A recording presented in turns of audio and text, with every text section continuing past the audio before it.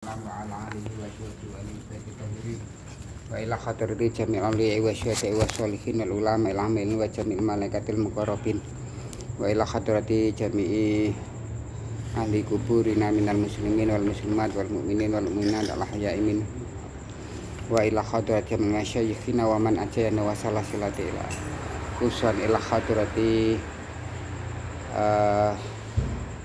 al-mukarram Kiai Haji Ali Maksum Kerapia Jogja. Al-Fatihah. A'udzu billahi minasyaitonir rajim. Bismillahirrahmanirrahim. Alhamdulillahirabbil alamin. Arrahmanir rahim. Maliki yaumiddin. Iyyaka na'budu wa iyyaka nasta'in. Ihdinas siratal mustaqim. Siratal ladzina an'amta 'alaihim ghairil maghdubi alaihim waladdallin. Amin. Bismillahirrahmanirrahim. Wassalatu wassalamu wassalatu lan utawi rahmat wassalamu lan keselamatan ala sayyidina Muhammad ibnil mab'usi ing atase bendoro kita Kanjeng Nabi Muhammad al mab'usi kang den utus bil hilmi kelawan lemah lembut aris wa rahmatil wasiati lan kasih sayang al wasiati yang luas jembar al-qail yang dawuh mahma utitum minal kitabi mahma semongso utitum den tekaake tum ing sira kabeh minal kitabillahi sangking kitabing Allah yaiku Al-Qur'an fal amalu bihi maka beramal bihi kelawan kitabullah iku wajibun wajib. La udro, tidak ada uzur, tidak ada alasan, tidak ada argumentasi. Ora ana apa wae li ahadin kanggone wong siji. Suwiji wong fitarkihi ing dalem ninggal amal sing apa wis wis ditekake ning ngene kitab Gusti Allah. Fa illam yakun maka apabila di dalam kitab itu tidak ditemukan fa in lam yakun mongko lamun ora den temokake fi kitabillah ing dalam kitabe Allah fa sunnatun li mongko sunah-sunah li kedue ingsun madhiyatun yang telah aku perbuat. Fa in lam yakun sampun kepanggih halaman 4 niku halaman 4. Fa in lam yakun mongko lamun ora ana apa ma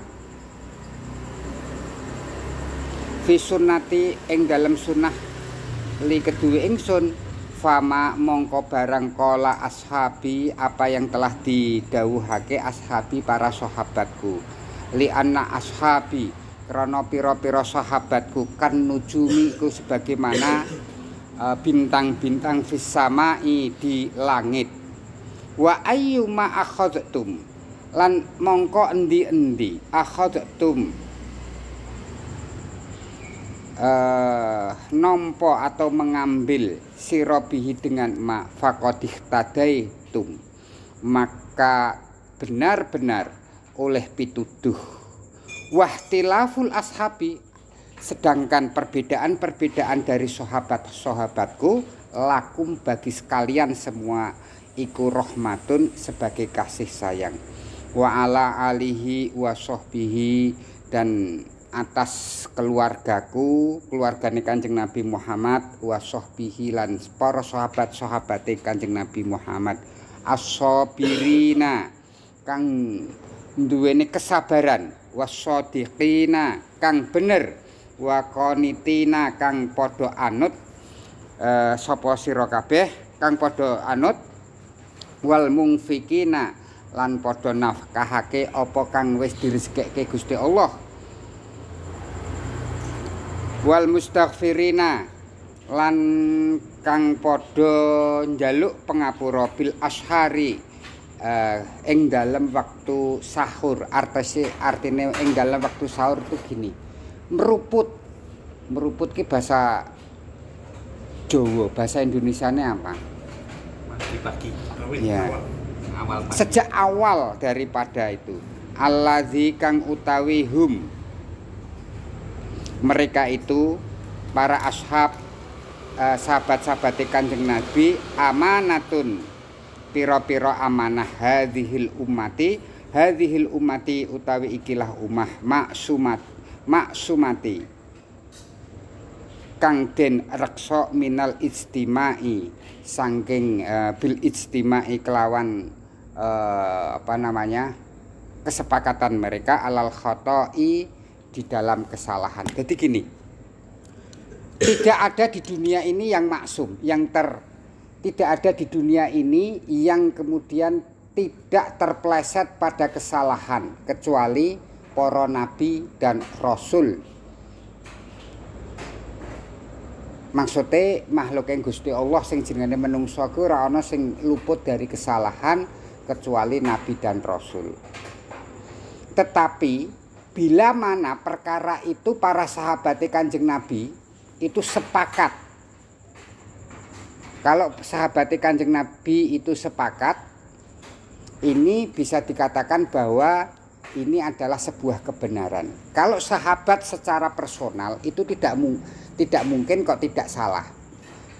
Bisa jadi dia salah secara personal. Tetapi sahabat secara keseluruhan, di mana perkara itu para sahabat diam saja, tidak ada yang kemudian mengkritiknya, berarti itu benar. Itu adalah jaminan daripada Kanjeng Nabi bahwa umatku tidak akan bersepakat di dalam kesalahan. Di dalam kesalahan umat Kanjeng Nabi itu tidak bakal sepakat. Oleh karena itu apabila kok kemudian umat Kanjeng Nabi itu, yaitu yang dimaksud adalah para sahabat-sahabat Kanjeng Nabi kok sepakat bahwa hal itu beliau itu kok mendiamkan perkara itu, berarti perkara itu benar. Contohnya adalah apa? Yaitu penyelenggaraan sholat tarawih 20 rakaat. Tidak ditemukan satu riwayat pun dari para sahabat yang menolak atas dilaksanakan selaweh tarawih itu adalah 20 rakaat. Maka dengan demikian dapat disimpulkan bahwa sholat tarawih 20 rakaat ini min sunnati khulafaur rasyidin. Ini adalah sunnahnya dari khulafaur rasyidin. Bahkan di antara para sahabat yang saling berselisih, umpamanya pada zaman Sayyidina Ali dengan Muawiyah. Beliau berdua ini juga sepakat atas hal tersebut, yaitu berkenaan dengan penyelenggaraan sholat tarawih 20 rakaat. Apa yang dilakukan oleh Sayyidina Utsman berkenaan dengan azan dua azan pada sholat Jum'ah, ini pun tidak ada yang menolak pada zaman sahabat. Gitu. Jadi inilah yang disebut dengan sunnah daripada khulafaur rasyidin. Nah, jadi secara person bahwa sahabat ini memungkinkan bahwa beliau ini adalah terjatuh pada kekeliruan, tapi secara keseluruhan bila mereka sepakat pada suatu perkara, maka ini adalah benar adanya. Itu karena apa? Dijamin oleh Kanjeng Nabi dengan dawuhe bahwa umatku tidak akan bersepakat di dalam perbuatan yang keliru itu. Maka di sini panjenenganipun Yai Ali berdawuh hadhil ummah maksumah kang den reksa den cegah minal istimai alal khata', yaitu bersepakat di dalam kekeliruan, wa ghawajah lan kesasar, wa alal ladzi dan atas orang-orang ittaba'u hum yang mengikuti para sahabat bi ihsani dengan ihsan, wala yattabi'una khutuwatis syaiton, dan mereka tidak mengikuti sapa alladzi khutuwatis seton, yaitu perjalanan langkah napak telase setan, wa ba'du, dan setelahnya. Falamma ra'aitu, maka manakala aku melihat al-masisa ing gegaitan al-masisal hajatil ikhwani, yang berkaitan dengan hajat-hajat saudara-saudaraku, yaitu saudara-saudara maksudnya adalah saudara fillah di dalam agama, ikhwani fiddin dalam agama, at-talibati bil ma'hadil Islam, pihak yang mereka meniti belajar bil ma'hadil Islami di pondok pesantren Islam Krapyak Yogyakarta, khususan pada khususnya, wa khairihim, dan lainnya dari para orang-orang yang para santri-santri yang sedang menuntut ilmu di pondok Krapyak, min amsalil qasirin, min amsalil qasirina, dari perumpamaan yang qasirin, yang cekak, umuman ing dalam keumuman, ilal bayani, membutuhkan, ilal bayani, pada butuh keterangan. Artinya gini, bahwa panjenengan Kyai Ali itu melihat di kalangan para umat Islam, terutama yang ada di pondok pesantren ini, yang masih memiliki pemikiran-pemikiran pendek dalam persoalan, dalam memandang agama ini, dimana kemarin saya katakan bahwa agama Islam ini kitabnya ya sama, nabi ini ya sama, kenapa kok bisa berbeda-beda? Nah, di sini sering kali di dalam keperbedaan mereka itu kemudian terjadi pertikaian, terjadi padudon, terjadi bahkan satu di antara yang lain saling mengkafirkan. Hal ini membahayakan sekali bagi umat Muhammad ini, umat Kanjeng Nabi Muhammad atau orang Islam ini.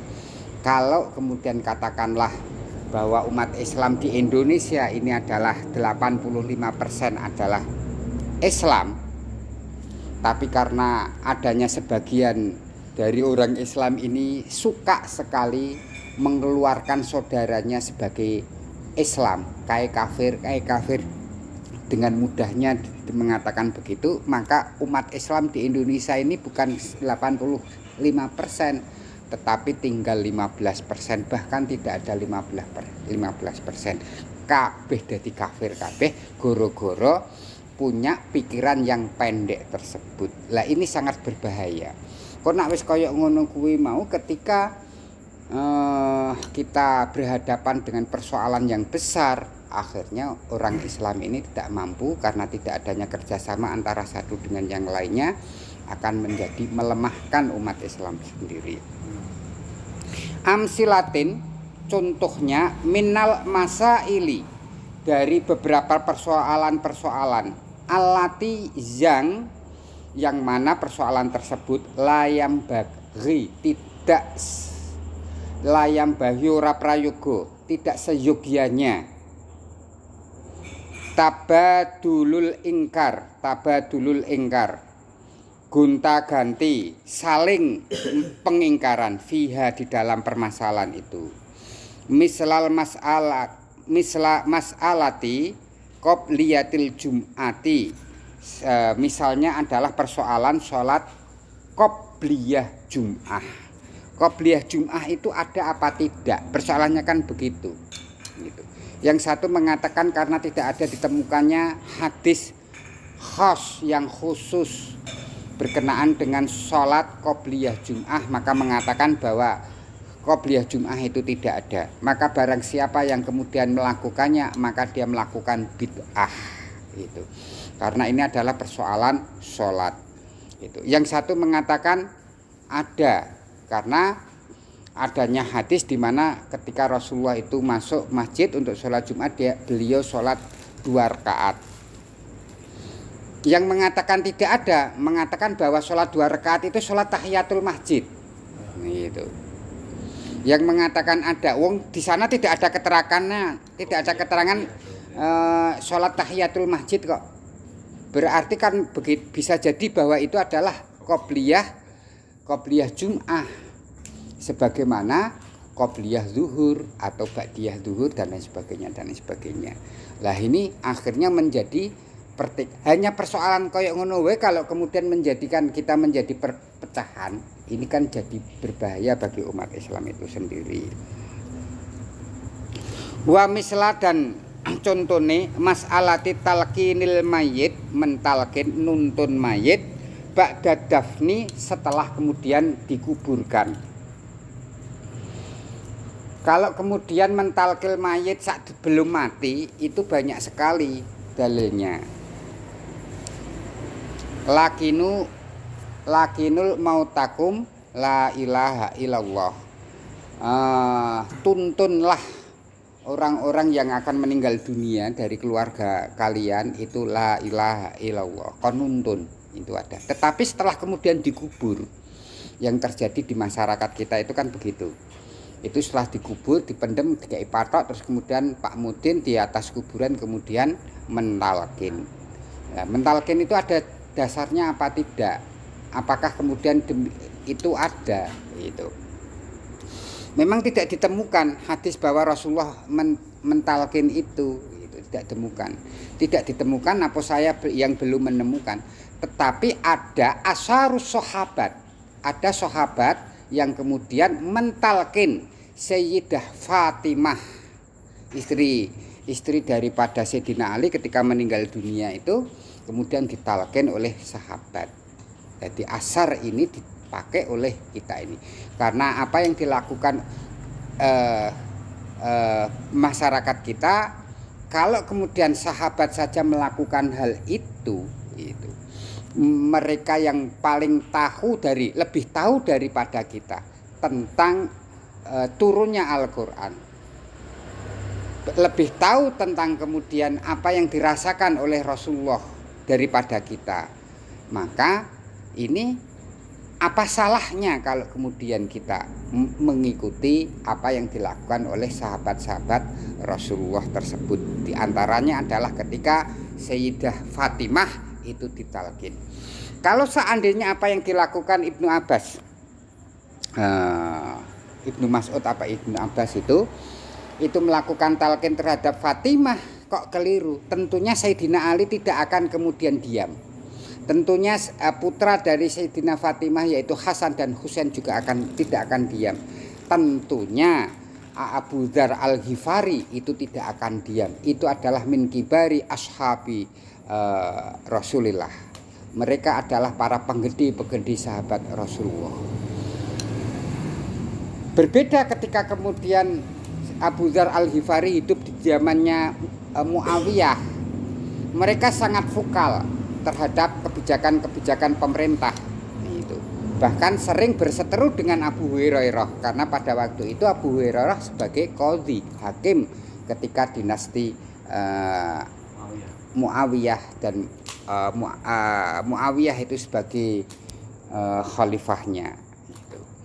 Nah, di situ bisa terlihat bahwa mereka para sahabat yang teman-teman di dalam tidak diragukan lagi keimanannya, tidak diragukan lagi keislamannya, melakukannya tentunya itu adalah sebuah termasuk sunat daripada sahabat Rasulullah.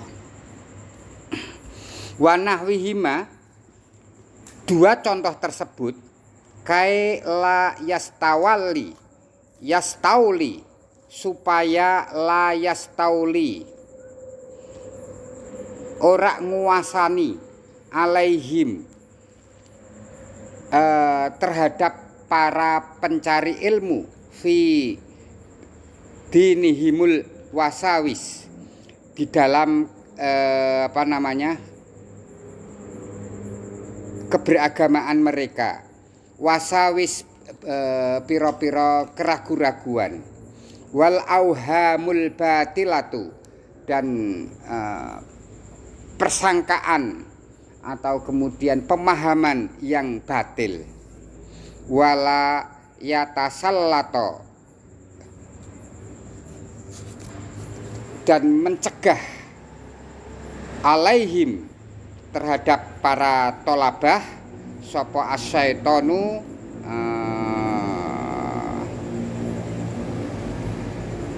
para setan, wa auliyauhum, dan para bolo-bolone seton, bil ihwa'i, dengan menyesatkan, wal idlali, dan kemudian nyasarake, wala yaghtarru, dan tidak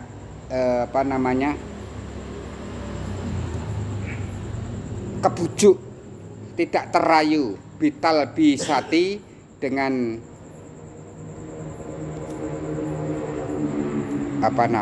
kebohongan-kebohongan daripada setan tersebut,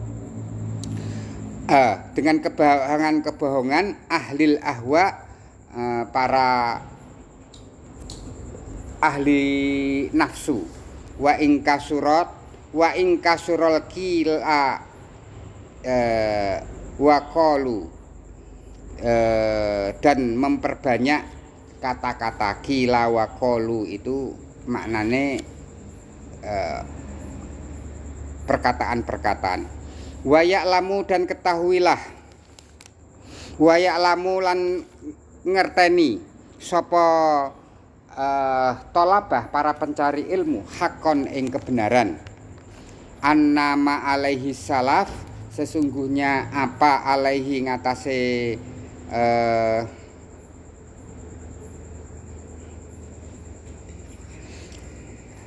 innama alaihi salaf, apa yang kemudian dilakukan oleh para pendahulu, as-solihu, yang soleh, huwal haq, itu adalah kebenaran, muttaba'u, kang dianut, famadza ba'dal haq ila dhalal, famadza, maka apa, ba'dal haq, setelah kemudian kebenaran, ila dhalalu, kecuali adalah kekeliruan.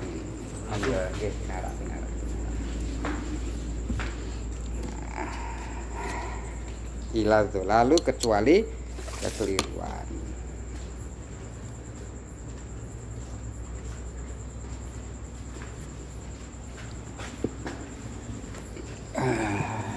Salam warahmatullahi wabarakatuh.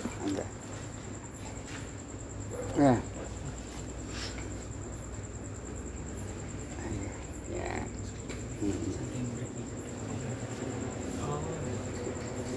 Pripun? Pamit Ya. Mriki.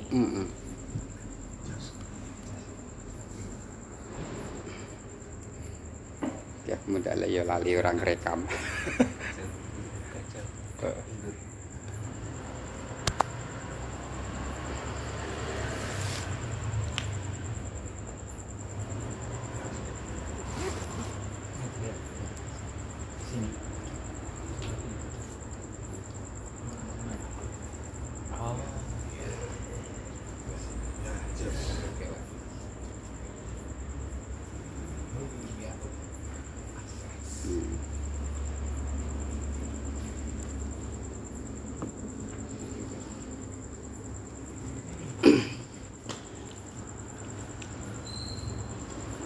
Kita teruskan ya. Jama'tu, aku mengumpulkan, fi hadzal kitabi, di dalam kitab ini, yaitu di dalam kitab Hujjatu Ahli Sunnah wal Jamaah ini, maqalahu, ma apa qala yang telah diucapkan, hu terhadap hu ing ma, asatinul ulama, tokoh-tokoh ulama,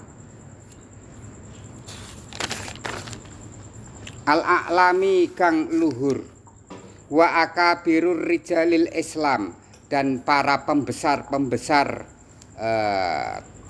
orang-orang Islam. Idz la sabila limisli, manakala tidak ada jalan limisli, ketika manakala karena tidak adanya jalan limisli yang semisal al-qasiri kang singkat fi hadzal amri di dalam persoalan ini, illa jam'a wa nakla, kecuali mengumpulkan, wa nakla dan menukil, min ibaratiha ulai, dari ibarah atau perkataan dari para ulama-ulama dan para pembesar-pembesar Islam itu. Haula'il kirami, mereka para ulama dan pembesar yang mulia tersebut, wal i'timada alaihim, dan tetenggengan kepada mereka, ala anni ing atase sak temene ingsun, lam akun ora ana, tidak ada pada diriku. Tidak, maksudipun Mbah Ali itu sangat rendah hati mengatakan lam akun li uhaddisa nafsi, gitu. Tidak ada pada diriku untuk kemudian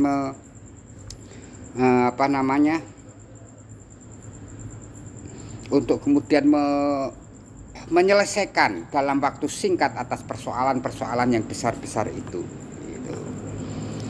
Bitajassumi, sebab karena kesulitnya atau kemudian abotnya hadzal anai iki yang sangat melelahkan. Laula ahrajahul khatib al-Baghdadi, laula umpamane tidak mengeluarkan, tidak kemudian mengeluarkannya pada persoalan itu, siapa al-Khatib al-Baghdadi. Ini adalah seorang tokoh ulama. Al-Baghdadi ini adalah dinisbatkan pada daerahnya. Fil jami'i, ing dalam kitab jami', wa ghairihi, dan kitab yang lain, annahu, sesungguhnya Kanjeng Nabi Muhammad sallallahu alaihi wasallam qala dawuh, idza dhuharatil fitanu, idza bila mana dhuharatil fitanu, pertelo tampak jelas, al fitanu fitnah, au qala utawa kemudian sebuah perkataan, al bid'ah atau bid'ah, wasubu, dan pisuhi ashabi, sahabat-sahabatku, sahabat-sahabat Rasulullah itu dicaci maki. Falyat haril alimu ilmahu, becik nglahirake sapa al alim, orang-orang yang alim, ilmahu ing ilmune. Jadi wong alim iko jangan diam saja ketika fitnah di dalam masyarakat itu sudah merabak. Jikalau sampai kemudian para sahabat-sahabat Rasulullah itu dicaci maki oleh orang-orang Islam itu sendiri, maka para alim-alim itu harus kemudian turun gunung. Jangan kemudian nenek nggone masjid terus la ilaha illallah, la ilaha illallah, tahlilan terus, tidak begitu. Harus turun gunung. Salah satu yang menjadikan umat ragu terhadap agama Islam itu manakala transmisi keislaman itu dari Rasulullah hingga sampai kita ini kok kemudian ada transmisinya ini dicaci maki. Sudah alamat ini bahwa kemudian umat-umat di belakang ini sudah kemudian meragukan, apa yo tenan, kan begitu. Oleh karena itu ulama jangan kemudian diam saja di dalam masjid, kemudian memperbanyak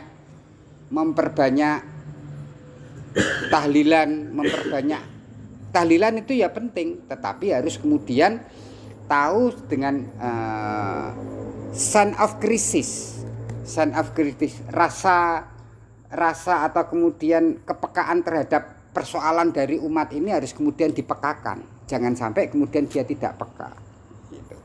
Ini perlu. Faman lam yaf'al zalika, maka bila para ulama tidak melakukan hal tersebut, gitu, dia tidak turun gunung untuk kemudian memperbaiki umat yang dimana para sahabat-sahabat Rasulullah itu dicaci maki. Fa'alaihi laknatullah, fa'alaihi maka tetap kepada mereka. Fa'alaihi artinya wajib bagi mereka laknatullah, laknating Gusti Allah, wal malaikati dan para malaikat, wan nasi dan orang-orang ajmain semuanya. Layak balullahu minhu, dan Allah tidak akan menerima dari mereka itu sirfan fardu wala adlan lan sunnah. Wa ma rawahul hakim, dan apa yang telah diriwayatkan oleh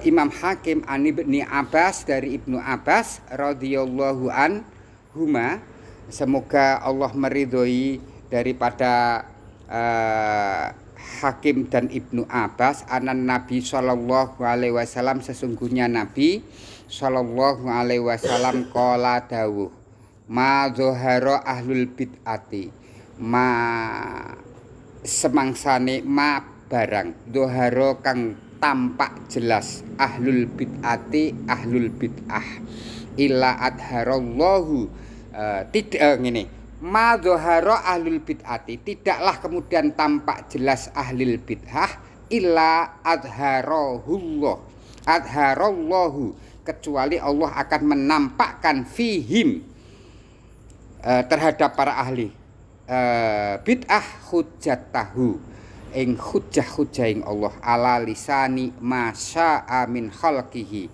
dari lesannya orang-orang yang dikehendaki, dari lesannya orang-orang yang dikehendaki, min khalqihi, dari ciptaan yang Gusti Allah.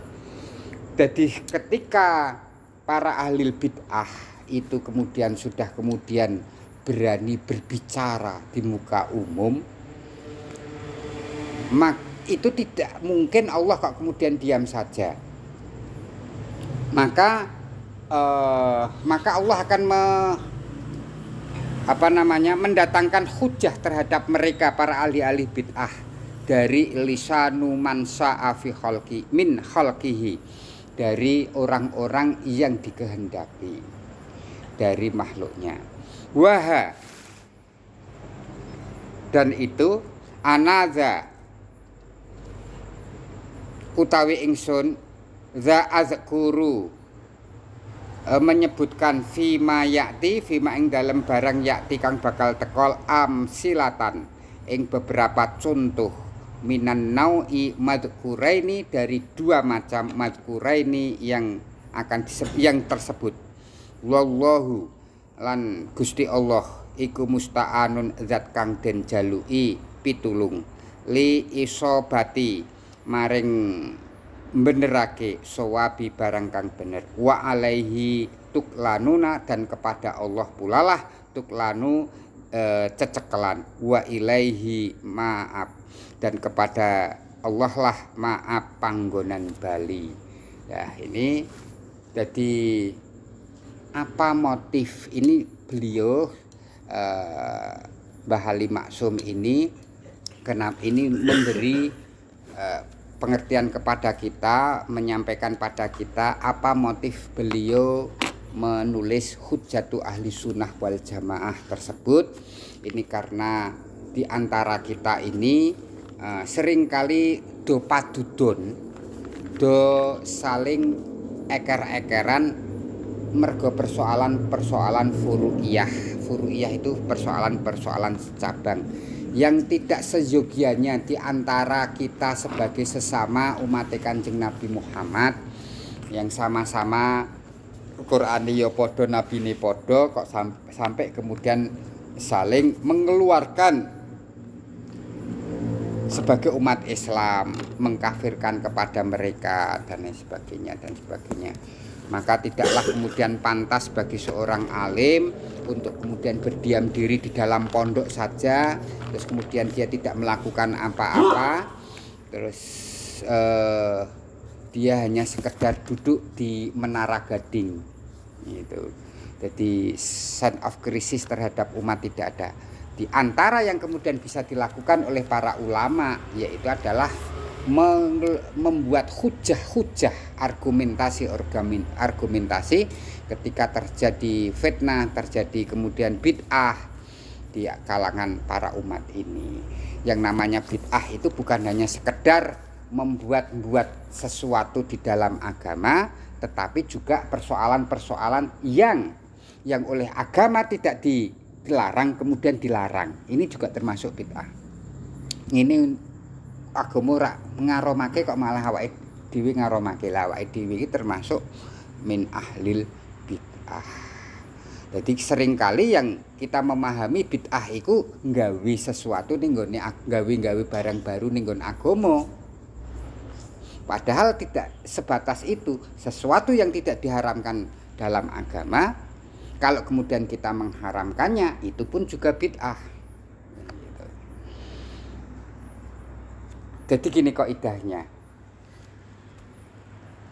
Agama itu selalu dikembalikan pada teks-teks agama, yaitu Quran dan hadis.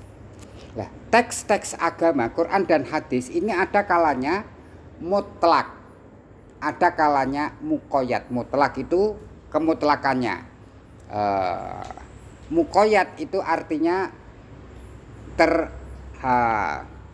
terbatasi. Gitu. Contohnya terbatasi gini. Solu kama ro'aitumuni usolli sholatan. Sholatlah kalian sebagaimana engkau ro'aitumuni, sebagaimana engkau melihatku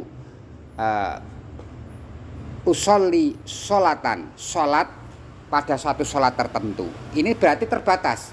Berarti yang kemudian tidak sebagaimana yang kemudian apa yang kemudian dilakukan oleh Rasulullah dalam sholat ini akan menjadi bid'ah. Karena itu terbatas. Tetapi apabila kemudian di dalam teks ini tidak ada qayyid, terus kemudian kita mengqayyidi, harus mendatangkan dalil yang mengqayyidi itu. Contohnya, wazkurullaha dzikran katsira. Berzikirlah kalian. Wazkurullah, ingatlah kalian semua kepada Allah. Dzikran katsira, dengan ingat yang sebanyak-banyaknya.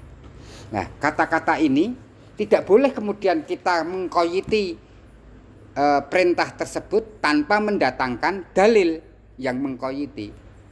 Kalau kita mengqayyidi tanpa mendatangkan dalil, berarti kita telah membuat syariat yang tidak disyariatkan oleh Allah dan Rasulnya. Nak dzikir ora entuk kemudian karung rokok, nak dzikir ora entuk begini-begini. Ya memang ada adab, tetapi kalau sampai kemudian melarangnya itu maka ini berarti sudah mengqayyid. Padahal perintahnya itu kan mutlak. Kalau dzikir ora entuk karo numpak motor. Nah ini tidak boleh kalau kemudian kita tidak mendatangkan dalil yang mengqayyidi tentang dzikir tersebut. Kalau dzikir ora entuk ning nggo kuburan, apa ana kemudian dalil yang kemudian melarang orang dzikir di kuburan. La ilaha illallah ning ngene kuburan tidak ada.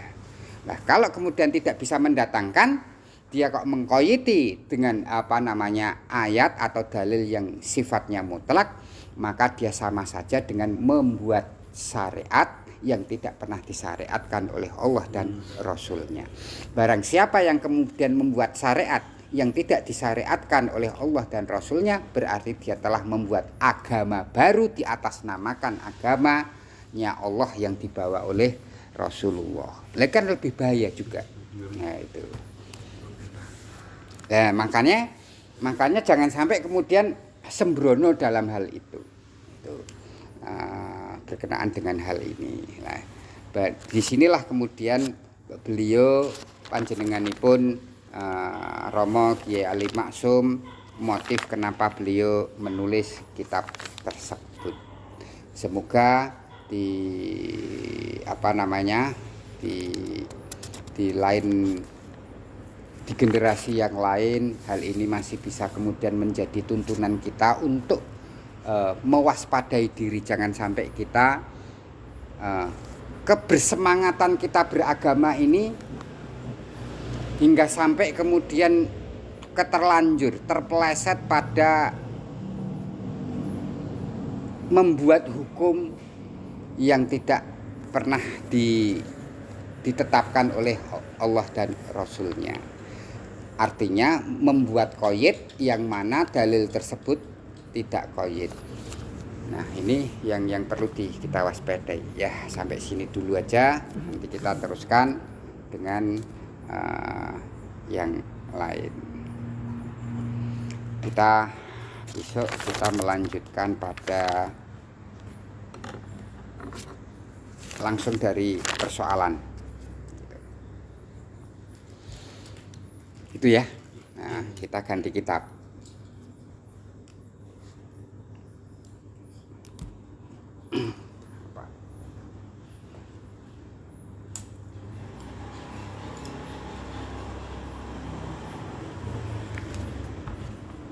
Kemarin sampai mana ya? Oh, kitab Busyam. Bismillahirrahmanirrahim. La hadrati Nabil Mustafa Muhammadin sallallahu alaihi wasallam wa ala alihi wa walil baiti tahir wa ila hadrati jami'il wa syahada'i wa sholihin wal ulama wal jamaah wa ila hadrati masyayikhina wa man ajayna wa sallallahu alaihi wa usan ila hadrati Syekh Abdullah bin Husain Ibnu Tahir Muhammad bin Hasim Ta'alawi. Al-Fatihah. A'udzu billahi minasyaitonir rajim. Bismillahirrahmanirrahim. Alhamdulillahi rabbil alamin. Arrahmanir rahim. Maliki yaumiddin. Iyyaka na'budu wa iyyaka nasta'in. Ihdinas siratal mustaqim. Siratal ladzina an'amta 'alaihim ghairil maghdubi 'alaihim waladdallin. Amin. Bismillahirrahmanirrahim.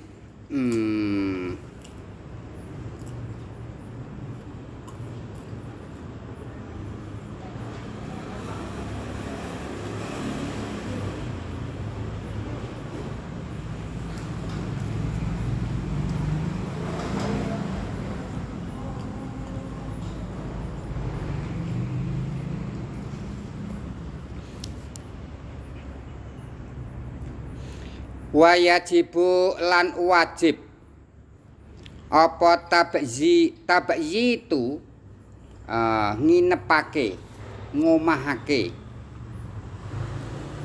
Wa ta'yinu lan nakyin fin niyati ing dalem niat. Jadi begini.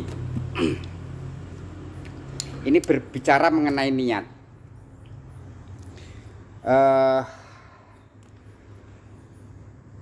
Niat itu kalau di dalam mazhab Syafi'i ini pembahasannya gali-gali jeru-jeru banget.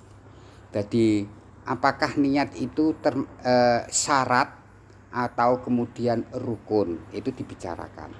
Kalau di dalam mazhab Maliki niat itu adalah syarat. Jadi tidak harus kemudian fi awalil juz minas ibadah.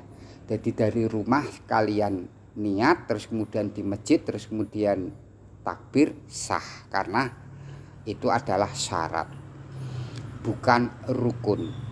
Jadi ketika kalian niat di awal bulan Ramadan untuk 1 bulan, itu boleh di dalam mazhab Maliki, tetapi tidak kemudian di dalam mazhab Syafi'i, karena di dalam mazhab Syafi'i itu niat adalah statusnya sebagai rukun, yaitu perkara yang ada di dalam ibadah tersebut. Gitu. Jadi di mana kemudian kapan niat itu dilakukan, yaitu fi awalil juz minal ibadah, yaitu di permulaan bagian daripada ibadah. Permulaan ibadah itu kalau sholat apa? Yaitu takbiratul ihram, yaitu ketika takbiratul ihram itu kemudian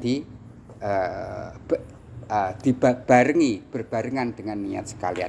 Sekarang persoalannya kalau puasa kapan kemudian orang itu puasa? Yaitu sejak terbitnya fajar shodiq. Kangelan ndak melakukan hal itu? Pas terbit nak cedul langsung kudu kaya wong nalikane fi awalil juz minas salat Allahu Akbar. Ini nggo natine niat kangelan. Iso-iso malah keblabasan fajar wis mentu dekne nggih niat, berarti tidak fi awalil juz. Maka di sini ada rukhsah. Rukhsah itu adalah keringanan, yaitu karena sangat-sangat sulitnya untuk melakukan hal itu. Maka setidaknya kapan orang itu sholat, yaitu setidaknya adalah pertengahan malam. Ya nak keblabasen. Nah ora keblabasen piye? Ya wis ngene wae. Setidak-tidaknya orang itu niat setelah kemudian masuk waktu maghrib. Jadi niat itu tidak boleh kok kemudian dalam mazhab Syafi'i sejak awal atau kemudian sejak asar aku tak niat gawe poso sisuk. Posone durung dilakoni. Maka di dalam mazhab Syafi'i mewajibkan untuk tabzitun niat, yaitu nginepake niate di malam hari untuk besok hari itu gitu. Ini yang kemudian dimaksud dengan at-tabyitu wa ta'yinu. Ta'yin itu gini. Ta'yin itu menyatakan sing jenengane niat, maqasidun niat ini kan ada dua. Yang pertama untuk membedakan antara adat dengan ibadah. Untuk membedakan adat dengan ibadah. Yang kedua untuk membedakan ibadah satu dengan ibadah yang lain. Untuk membedakan ibadah satu dengan ibadah yang lain ini ada dua, yaitu untuk membedakan antara ibadah fardu dengan ibadah sunnah. Yang keempat, yang kemudian selanjutnya yang kedua adalah untuk membedakan antara ibadah fardu satu dengan ibadah fardu yang lain. Untuk membedakan ibadah sunnah satu dengan sunnah yang lain. Orang membasuh wajah ini ada persamaannya dengan orang kemudian raup untuk mengedemke awak utawa untuk kemudian ngresiki bolot-bolot. Yang membedakan bahwa dia membasuh wajah ini sebagai wudu dengan membasuh wajah sebagai raup itu apa? Yaitu pada niat. Maka di sana perlu ditakyin nawaitu wudu'a. Ada kata-kata wudu gitu. Di dalam hati aku wudu. Ini kan dalam hati begitu. Nah, itu kalau wudu. Kalau sholat juga begitu. Orang mengangkat, orang takbir itu bisa kemudian macam-macam. Bisa kemudian takbir mergo nantang wong, Allahu Akbar kan begitu. Nah itu berarti bisa kemudian ini bukan sholat takbirnya, tetapi takbir mergo arek perang. Lah takbir yang arek sholat itu apa? Yang membedakan antara satu takbir dengan takbir yang lain yaitu pada niatnya. Maka pada waktu niat itu kemudian ditakyin dengan usolli atau nawaitu sholat. Aku niat sholat. Jadi niatnya umpamanya dilafalkan itu bisa usolli, bisa nawaitu sholat kayak niate wudu. Tapi seringkali para kiai-kiai ngajar kepada kita dengan usolli. Kenapa kok memilih kata-kata diksinya usolli? Karena hadisnya Kanjeng Nabi Muhammad, shollu kama ra'aitu usolli sholatan. Gitu. Itu namanya takyin. Nah, terus kemudian untuk membedakan bahwa sholat duhur, sholat asar di mananya. Nah ini juga takyin. Karena tadi fungsi daripada niat untuk membedakan satu sholat fardu dengan sholat fardu yang lain. Yang membedakan di mana di niat. Karena bisa jadi sholat duhur dilakukan di sholat asar. Atau sholat asar di sholat duhur karena di jamak takdim. Nah, dan lain sebagainya. Nah itu yang membedakan di takyinnya tersebut. Harus dibedakan. Gitu. Lah kalau kemudian puasa itu sendiri puasa Ramadan itu yang harus ditakyin. Nawaitu saumahodin. Nah, saya niat sholat untuk hari esok. Kamu untuk sholat kapan? Gitu. Niat puasa untuk hari kapan? Kalau tidak jelas begini nih, maka puasanya juga puasa yang tidak jelas. Maka harus ditakyin. Nawaitu saumahodin an ada fardhi syahri Ramadan, untuk netepi kewajibane poso Ramadan. Gitu. Harus ditakyin begitu itu. Fardhal lillahi ta'ala sebagai puasa fardu. Itu istilahnya adalah tafrid untuk memfardukan bahwa puasa itu adalah fardu. Gitu. Nah, maka di dalam mazhab Syafi'i mentakyin tabyid dan takyin fin niyati ini adalah wajib. Likuli yaumin pada tiap-tiap hari. Wal imsaku dan ngeker. Anil jimai saking kumpul pasutri. Wal istimnai dan istimnai iku ampreh metune sperma. Wal istimna yaiku mbuh piye carane gitu. Wal istiqai lan mutah-mutah wa anirridati lan saking murtad wa andukhulil aini lan saking manjingi barang jaufa ing rongga-rongga illa kecuali riqahul khalis bolongan idune al khalisa wong kang idune wong kang murni atau hira kang suci minal makdanihi saking nggon medune idu. Ngene. Dadi piye iki?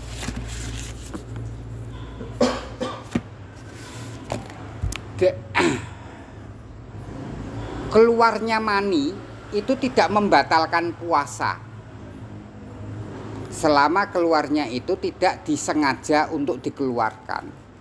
Tetapi kalau sengaja dikeluarkan maka jadi batal. Umpamane siang hari turu terus kemudian ikhtilam,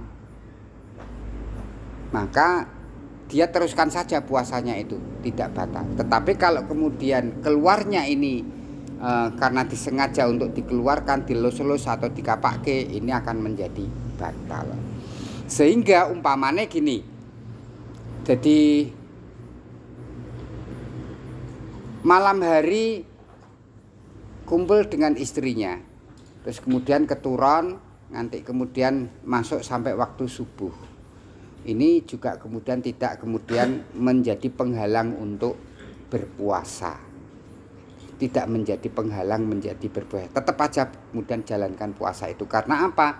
Keluarnya melakukannya jima ini adalah pada waktu sebelum terbitnya fajar. Jadi kalau kemudian dilakukan setelah terbitnya fajar, ya nanti akan kemudian kena denda, kena dam, kena kafaroh dia dengan membayar fidyah atau kemudian membebaskan budak atau kemudian dengan puasa secara berturut-turut selama 2 bulan.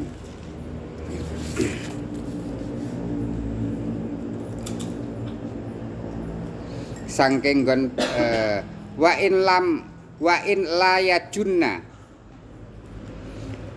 lamun ora edan walau lahdzatan senajan wa alayah junalan ora edan walau lahdzatan kejaba sekalipun lahdzatan mung sedelok wa alayuhma lan ora ayan alaihi ngatasé wong kula yaumin ing dalem sekabehaning dina wala yasihu saumal idaini lan ora sah saumal idaini poso dina riyaya loro.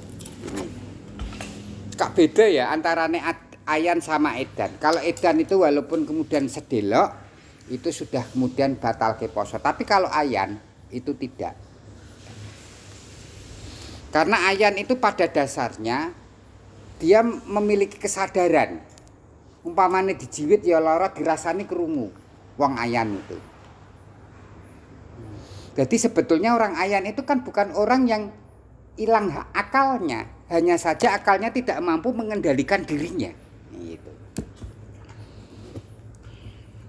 Di dalam kitab Kasifatus saja bahwa ayan itu bukan termasuk sifat muhal bagi seorang rasul dan nabi. Walaupun tidak ada yang menunjukkan atau membuktikan atau kenyataan bahwa nabi atau rasul yang mengidap penyakit ayan itu tidak ada. Tetapi itu bukan termasuk sifat mustahil. Tapi kalau edan itu mustahil. Ono kok nabi kok pernah mlebu rumah sakit jiwa ngono ora ono. Ki mesti dudu nabi. Mergo edan gitu ndak ada. Tapi kalau ayan itu bukan termasuk sifat mustahil, mergo pada dasarnya ayan itu bukan hilang akal, hanya saja kemampuan akalnya tidak mampu mengendalikan dirinya, kesadarannya dan sebagainya dan sebagainya. Jadi kalau edan itu walau sedikit itu kemudian membatalkan poso, tapi kalau ayan membutuhkan kula yaumin pada sekabehaning dina walayasi husaumal iden, dan tidak sah sholatnya hari raya, bahkan ada yang kemudian itu dihukumi haram. Wa ayamit tasriki, dan hari-hari tasrik itu tanggal 11, 12, 13. Jadi seumur dalam 1 tahun ini hanya ada 5 hari yang diharamkan untuk puasa.